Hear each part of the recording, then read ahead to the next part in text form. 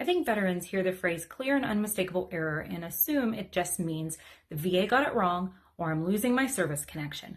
But medically, it's usually more specific than that. A disagreement is not automatically a clear and unmistakable error. What they're really looking at is whether the original grant was fundamentally and undebatably wrong based on evidence or the law. So, for example, I saw a discussion recently involving a migraine claim where the veteran had service connection granted secondary to another condition, but nowhere in the actual medical record was there a confirmed migraine diagnosis. So not weak evidence, literally no diagnosis, no complaints of anything. And the C&P examiner did not give a diagnosis at that exam. So that's very different medically.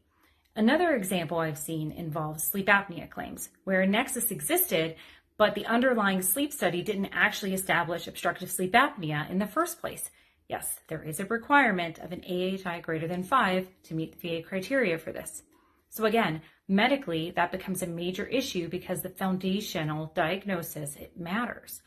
So what if service connection was granted under the wrong law or presumption? Sometimes the issue is not that the veteran's medical condition or the nexus. I've seen a condition granted presumptively when the veteran didn't actually meet the qualifying criteria for that presumption. So it becomes the original grant may not have had a valid legal basis from the start.